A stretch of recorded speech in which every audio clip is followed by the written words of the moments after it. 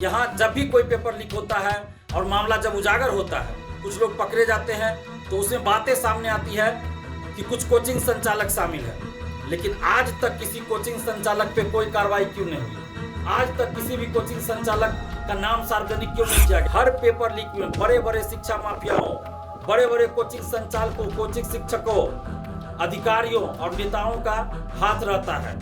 और इन सभी शिक्षा माफियाओं को, जो बड़े बड़े शिक्षा माफिया हैं, जो बड़े बड़े कोचिंग संचालक, कोचिंग शिक्षक है, इन लोगों को राजनीतिक संरक्षण प्राप्त रहता है। अधिकारी, नेता जो पेपर लीक और धांधली सेटिंग में संलिप्त रहते हैं, उन सभी को गिरफ्तार किया जाए और जेल भेजा जाए। उनकी सारी संपत्ति को जब्त किया जाए और कम से कम 15 साल की सजा मिले, स्पीडी ट्रायल करके उसको सजा मिले। पेपर लीक के मामले में जो भी पकड़ाए हैं उन सबको बीपीएससी प्रतिबंधित करे। और जब तक बीपीएससी ऐसे लोगों को प्रतिबंधित नहीं करती है तो इसका मतलब होगा ये जो बड़े बड़े कोचिंग संचालक है, कोचिंग शिक्षक है, जो धांधली सेटिंग और पेपर लीक में संलिप्त रहते हैं, इन लोगों ने बीपीएससी को पैसा पहुंचाया है। नमस्कार दोस्तों, मैं दिलीप कुमार। दोस्तों, देश भर के करोड़ों मेधावी ईमानदार छात्र युवाओं के लिए पेपर लीक और धांधली सेटिंग आज बहुत बड़ी समस्या बन गई है। और यह समस्या आज अचानक नहीं बनी है, बल्कि पिछले कई वर्षों से धांधली सेटिंग और पेपर लीक का खेल चलता आ रहा है। लेकिन सरकारों द्वारा, चाहे वो बिहार सरकार हो, केंद्र सरकार हो या अन्य कोई राज्य सरकार, शिक्षा माफियाओं पर कठोर कानूनी कार्रवाई नहीं की गई। और यही वजह है कि शिक्षा माफियाओं का मनोबल इतना ऊंचा हो गया कि आज हर परीक्षा का पेपर लीक वो लोग करवा रहे हैं और प्रोजेक्टर पर आंसर रटवाते हैं। परीक्षा से 1 रात पहले, 2 रात पहले, 2 दिन पहले, कहीं कहीं 3 दिन पहले क्वेश्चन उनको मिल जाता है। तो फिर शिक्षा माफियाओं को इतना मनोबल कैसे बढ़ गया? बिहार में कई वर्षों से पेपर लीक और धांधली सेटिंग का खेल चलता आ रहा है। यहाँ जब भी कोई पेपर लीक होता है और मामला जब उजागर होता है, कुछ लोग पकड़े जाते हैं तो उसमें बातें सामने आती है कि कुछ कोचिंग संचालक शामिल है। लेकिन आज तक किसी कोचिंग संचालक पे कोई कार्रवाई क्यों नहीं हुई? आज तक किसी भी कोचिंग संचालक का नाम सार्वजनिक क्यों नहीं किया गया? मैं बड़े बड़े कोचिंग संचालकों की बात करता हूँ, जो पटना में बड़े बड़े कोचिंग संचालक हैं, उन लोगों का नाम आज तक उजागर क्यों नहीं हुआ? क्यों नहीं किसी कोचिंग संचालक पे कार्रवाई होती है? ऐसा इसलिए होता है क्योंकि जब भी कोई पेपर लीक होता है, चाहे वो बीपीएससी सिविल सेवा का हो, 67वीं का आप देखिए, या शिक्षक भर्ती बीपीएससी टीआरई 3, या बीएसएससी का हो, या दरोगा का पेपर लीक हो, सिपाही का पेपर लीक हो, या कोई भी पेपर लीक हो, हर पेपर लीक में बड़े बड़े शिक्षा माफियाओं, बड़े बड़े कोचिंग संचालकों, कोचिंग शिक्षकों, अधिकारियों और नेताओं का हाथ रहता है। और इन सभी शिक्षा माफियाओं को, जो बड़े बड़े शिक्षा माफिया हैं, जो बड़े बड़े कोचिंग संचालक, कोचिंग शिक्षक है, इन लोगों को राजनीतिक संरक्षण प्राप्त रहता है। बड़े बड़े नेताओं का संरक्षण प्राप्त रहता है, चाहे वो किसी भी पार्टी के हो, इन लोगों का संरक्षण मिलता है। और ये जो बड़े बड़े सेटर है, बड़े बड़े कोचिंग माफिया है, कोचिंग संचालक, कोचिंग शिक्षक है, जो शिक्षा माफिया है, शिक्षक नहीं बल्कि शिक्षा माफिया, परीक्षा माफिया है, ये लोग हर पार्टी के बड़े बड़े नेताओं से संपर्क किए रहते हैं।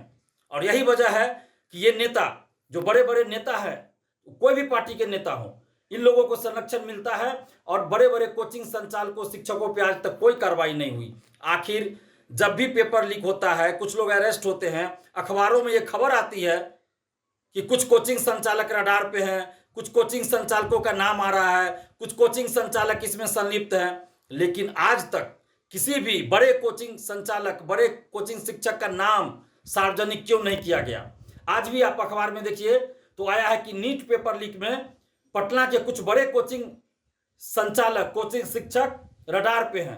कुछ कोचिंग शिक्षक, कुछ कोचिंग संचालकों की भूमिका पेपर लीक में है, नीट पेपर लीक में।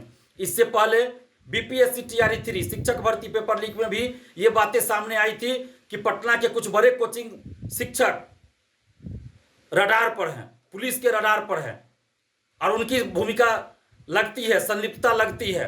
इससे पहले 67वीं बीपीएससी पेपर लीक के समय भी ये बातें अखबारों में छपी थी कि पटना के कुछ बड़े बड़े कोचिंग शिक्षक रडार पर है पुलिस के, और कुछ कोचिंग संचालकों की संलिप्तता है पेपर लीक में। इससे पहले बीएसएससी के समय भी आया था, बीएसएससी पेपर लीक के समय भी, दरोगा पेपर लीक के समय, सिपाही पेपर लीक के समय, हर पेपर लीक के बाद ये बातें आती है कि पटना के कुछ कोचिंग संचालक, कुछ शिक्षक और अन्य जिला के भी कुछ कोचिंग संचालक, शिक्षक पुलिस के रडार पर है, पेपर लीक में उनकी संलिप्तता है। लेकिन आज तक पटना के किसी भी बड़े कोचिंग संचालक, कोचिंग शिक्षक का नाम सार्वजनिक नहीं हुआ और न ही उन पे कोई कार्रवाई हुई।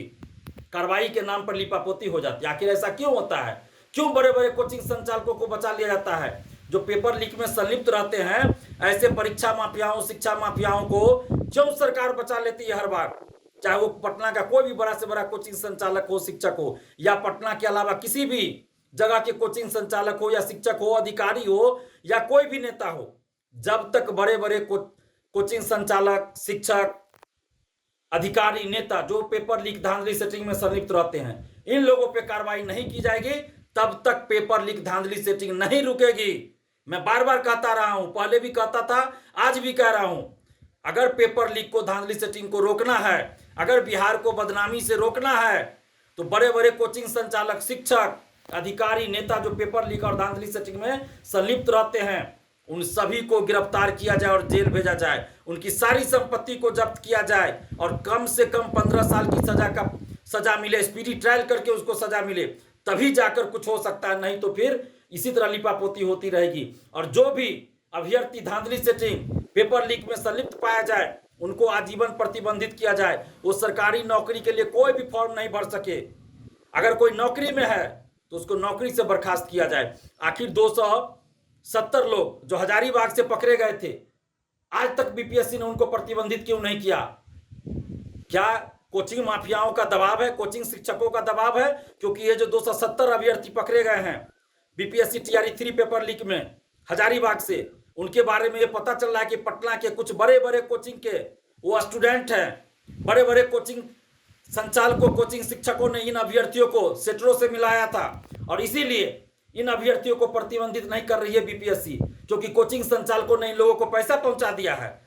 अगर ऐसी बात नहीं है तो बीपीएससी प्रतिबंधित करे। अगर बीपीएससी 270 जो पकड़ाए हैं हजारीबाग से, या और भी किसी मामले में सेटिंग गेटिंग या पेपर लीक के मामले में जो भी पकड़ाए हैं, उन सब को बीपीएससी प्रतिबंधित करे। और जब तक बीपीएससी ऐसे लोगों को प्रतिबंधित नहीं करती है, तो इसका मतलब होगा कि ये जो बड़े बड़े कोचिंग संचालक है, कोचिंग शिक्षक है, जो धांधली, सेटिंग और पेपर लीक में संलिप्त रहते हैं, इन लोगों ने बीपीएससी को पैसा पहुंचाया है, और इसीलिए ये लोग बीपीएससी लोगों को प्रतिबंधित नहीं करती है। बीपीएससी टीआरई 1, टीआरई 2 के समय जब कुछ अभ्यर्थी अपने हक और अधिकार के लिए आवाज उठा रहे थे, तो 582 अभ्यर्थियों को तुरंत बीपीएससी ने प्रतिबंधित कर दिया। लेकिन अभी जब धांधली, सेटिंग, पेपर लीक में पकड़े गए ये लोग, तो क्यों नहीं प्रतिबंधित कर रही है बीपीएससी?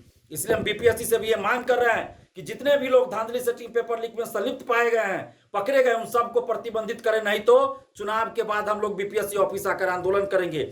और हम सरकार से मांग कर रहे हैं, और खासकर आर्थिक अपराध इकाई से भी हम मांग कर रहे हैं कि जो भी बड़े बड़े कोचिंग संचालक, कोचिंग शिक्षक शामिल है इस पेपर लीक और धांधली, सेटिंग में, चाहे वो बीपीएससी टीआरई 3 का मामला हो, सिपाही भर्ती का मामला हो या नीट का मामला हो, किसी भी पेपर लीक में जो भी कोचिंग संचालक, शिक्षक संलिप्त पाएगा, उन सबका नाम उजागर किया जाए और सबको जेल भेजा जाए। तभी इन अभ्यर्थियों को न्याय मिलेगा। जो ईमानदार अभ्यर्थी है उनको न्याय मिलेगा, और आगे से पेपर लीक, धांधली, सेटिंग रुकेगा। नहीं तो फिर आगे परीक्षा होगी, फिर पेपर लीक होगा, फिर धांधली, सेटिंग होगी।